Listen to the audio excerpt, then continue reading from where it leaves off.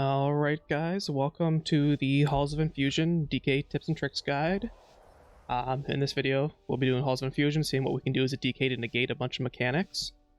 So this first pack here, you also want to watch out.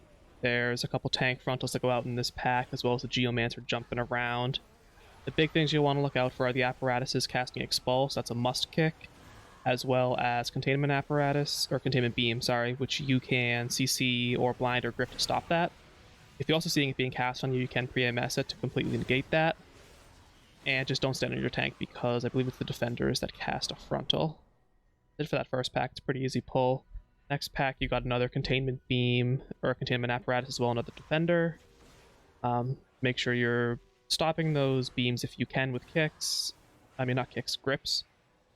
You want kicks on the defenders, demoralizing shouts, or else you're going to be doing no damage. And stay at your tank, which I did not do here, because the defender's frontal puts that gushing wound on you. So they have 2 dots of it. Our healer had to drop a Spirit Link in order to save me right there, because it does so much damage. But yeah, just don't stand on your tank. Grip, stun, blind, kick the expulses, and stop the containment beams if you can. As you can see, even on a 17 right now, they're doing a lot of damage. We were a little undergeared here. I think this is week 1 or 2, probably week 2. But yeah, it does a lot of damage even on 17. Same thing here. Don't stand on your tank. Just try to stop those. I think, is it this pack where we did a good job of showing you what happens when Expulse gets out? Yeah, big damage right there. One Expulse did like 75% of our HP on a 17 without any raging or bolstering. This pack we actually wiped because we let 2 out, I think. Yep. Because I didn't have kick or anything to stop that. So everyone died except for our Paladin, I think. Yeah. So, like I said, you have a lot of things to stop it. It shouldn't ever really get out. You have grip, you have stun, you have blind, as well as kicks on your whole group. So just use one of those and you'll be good. First boss, Irideus. There's a lot of things you can actually do as DK to help out your team. He has his pulsing AoE ability, and when he drops that, you can drop an AMZ if your healer wants to coordinate like that. Dodge a shockwave as always, it's on your tank. But yeah, here's the static surge cast. Do I AMS this one? I AMS this one. I'd probably save AMZ for later in the fight because my healer probably told me to hold it, so you'll definitely want to AMS this to soak up some of that magic damage. In general, this is a pretty magic damage heavy dungeon. There's a lot of things you can stop. You'll want to save your Death's Advance or Wraith Swaks for that ability right there, so you can drop those power fields outside of your group. And then you're really helpful as DK in this phase, because you can just Death Grip in all of these nullification devices if for some reason they aren't coming in. Here it was fine, they just came right in, but this is a good time for Slappy Hands or Death Grips to stack them all up so they blow up on the boss and destroy his shield. And then you just repeat that, dodge swirlies, and boss should be down pretty shortly here. Shockwave's going out again. We'll have another static surge. Do I AMZ this one? Doesn't look like I will here. When you're in a coordinated group and you have Discord calls, it's really... there's a lot you can do to help out your healers, DK. AMZ is just a really great group-wide buff, or group-wide defensive that you can use.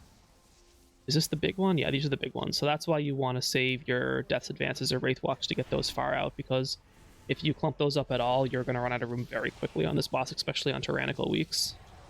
There, I dropped the AMZ pretty late on this one here, because we were taking a lot of damage at this point in the fight. And then that's it for that boss. Next up, we got Frog Room, which this was before we decided to start doing the skip for the Frog Room. One thing you can do here to help it is... actually, no, that's the next pack where they have the invisible guys. But the Shock Troopers, you want to kick Elemental Focus. It makes their Lightning Bolts turn into Chain Lightnings. And then you want to kick the Dazzles from the Dragonflies. And besides that, just cleave everything down. It's a pretty easy pack right here. If you don't know, the Swoglets will put a poison buff on you. If you get 10 stacks of it, you die. So you'll want to chains or stun any frogs that get on you. I fast forward here because it takes a minute to kill these unfortified. This is why we do the skip now. But it's a lot of running in circles, spamming epidemics, and slowing frogs and killing them so they don't stack up their dot on you and one-shot you. This pack, you'll want to drop a Defile on because there's that Skulking Zealot that comes out of stealth and stuns your tank, which does a lot of damage. You'll see on the next play, I believe our tank actually dies to it. So that's one thing you can do. You can drop a Defile, or if for some reason you're running Death and Decay, you can drop that and get him out of stealth so he doesn't insta-stun your tank. And then with the Dragonfly, it's just kicking Defile, or Dazzles. So yeah, this pull right here is, I dropped the Defile too late, I think, and they're already on him. Let me see. Nope, I guess I just don't even drop the Defile, and he just dies. So we pop a quick B-Res right there. And then I fast forward because one of our DPS died. And it's a long pull after that. Besides that, it's a very easy group to kill. You just need to get those guys out of stealth before they double stun and kill your tank on high fortified weeks. Next group, you got the two mini bosses here. You just want to kick everything that Flamecaller does. It's Pyretic Burst, I believe, and then his Cauterize is a huge heal. You'll definitely want to stop that. And then just cleave down all of the adds that the second guy is summoning. And then that's all there is to this. Oh, he also has that swirly he puts on the ground, just hit by the swirly. And I believe it's called Whirling Fury. And then his Zephyr's Call is when he summons all the little Zephyrs. And what else does he do? Flamecaller Aimi also will root one of your party members, I believe. Yeah, right here, Molten Subjugation, which you just get him out of the root, or else he'll get hit by that swirly on the ground right there.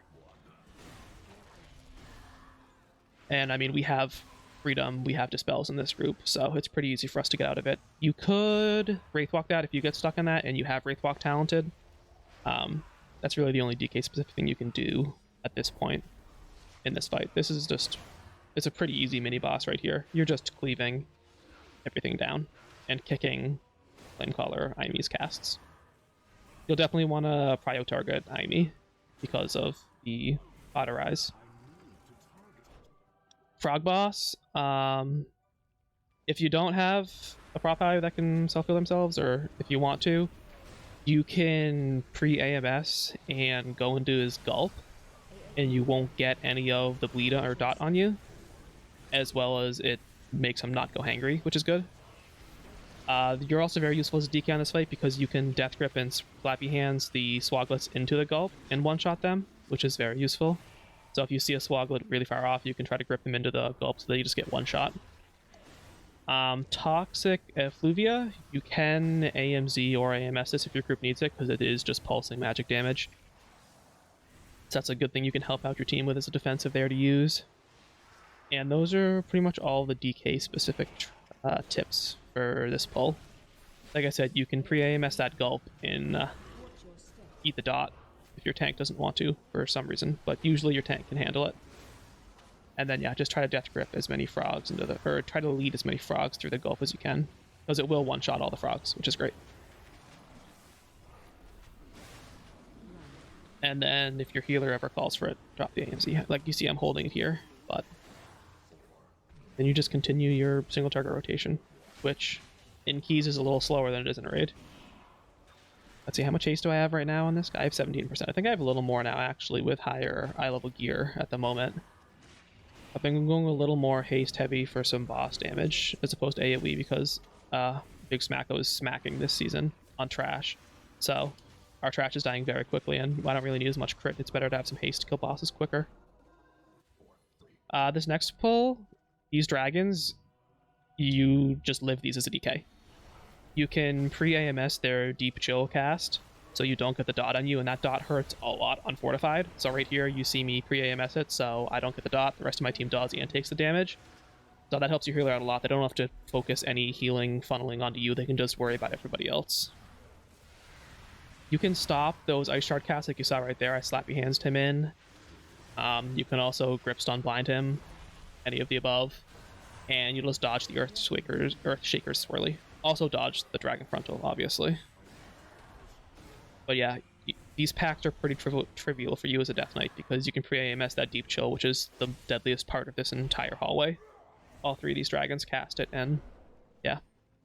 But I don't know if I do a fast forward here or not. I might not, because it's a new pack. Yeah, the Gale Singer is a new mob. You just want to kick him. That's it.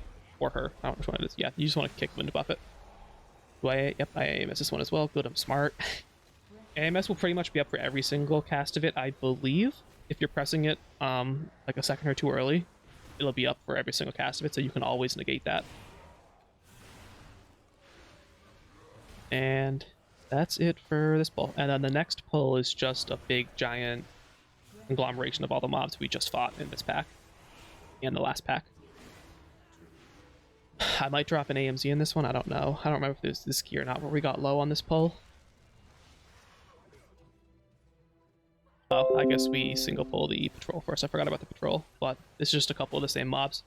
You want to kick those reins, and yeah, that's pretty much it. Or refreshing tides, that's what it's called. It's just a heal. This pack is just one of each mob from the previous hallway. And yeah, you just cleave them down. You can prio the dragon or the guy with the refreshing tides. Usually you'll want to prio the dragon because that's the deadliest for the whole group, just while making sure you get stops on the ice collar. I didn't AMS that chill right there. That's unfortunate. Oh, yep, there's the AMZ. That's what I thought. We got pretty low because that does hurt quite a bit on high fortifieds. This boss, biggest thing you want to do right at the start is always make sure you don't have your back to one of the rocks, because Frost Cyclone will come through and destroy the rocks. It's basically the Fujo boss from Workshop, where when she casts Hailstorm, you have to hide behind the rocks, and if you have a semi-destroyed rock already, it'll just get blown up and you'll die. So you want to hide behind any rocks that are full. If any of the rocks, as you saw right there, were already broken, it gets destroyed when she casts Hailstorm. Glacial Surge is just the Kurag mechanic, just it looks like watery, and they really need to update that visual because it is kind of hard to see. At least a file is kind of hidden in the water here.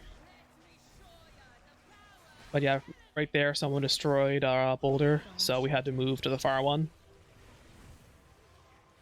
And that's it for this fight. This is the only thing that really hurts on this fight is her dot that's on you the entire fight. High Tyrannicals, that's really going to hurt the longer a fight goes on, and your healer's going to go pretty quickly. But yeah, besides that, that's pretty much it. Dodge Glacial Surges, dodge or shoot the Cyclones away from the boulders, and hop behind not a broken boulder when she casts Hailstorm. Let's see, did we break that one? Yeah, we kill that one. It also, I believe when they burst, they do damage. I'd be lying. He might have just gotten hit by the Cyclone right there. I did confirm you can't get out of Entangled with Death's Advance or Wraith Walk, which sucks. And then I get stunned right there because I was hiding behind a wall. This hallway, you're pretty safe as a Death Knight as well. It's a lot of magic damage again. Don't want to be rotating AMS and AMZ when your healers call for it. You'll see, like, I almost never pop Icebound or Lichborn unless we're in emergency situations, because there's so much you can already do as a Death Knight to live. So, kick Tidal Divergence this year. You don't want that getting out. And the rest of this hallway is all mobs we've already seen, so I fast forward through most of it. You just want stops on the ice collars again. You don't want them casting Refreshing Tides. It's like a 30% heal, and it's AoE, not just single target, so prioritize kicking or stopping that with anything you have. You can grip or stun or blind him. And then, yeah, you just have some more deep chills that you'll want to pre-AMS and dodge those breaths. And be ready to drop an AMC if your healer needs it on those deep breaths. Or not the deep breaths, the deep chills. And just keep dodging the annoying tsunamis coming down the hallway the whole time. On Infuser, she really hurts. You'll want to rotate your defensives pretty well here. Pretty much every Indonate cast, if your healer needs it, you'll want to rotate either Lichborn or AMS or AMZ if your healer calls for it. I'd save Icebound for last boss unless you really, really need to. Make sure you're kicking Aqueous Barriers. And that's it. Kick the barrier, run out of her Flash Flood. And like you saw there, I AMZ'd that Indonate for us. So it didn't hurt as much, but it still hurts. And again, this is only a 17, so it'll be harder on 20s, which I think we're doing some of those this week actually. So we'll have some higher key videos to start uploading pretty soon here.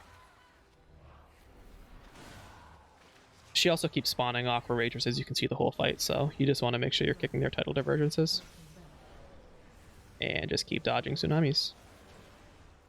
If Bulk and Rage gets out, if you have a Soothe, you can just Soothe it off. I don't think you can Arcane Torrent it. No, you definitely can't.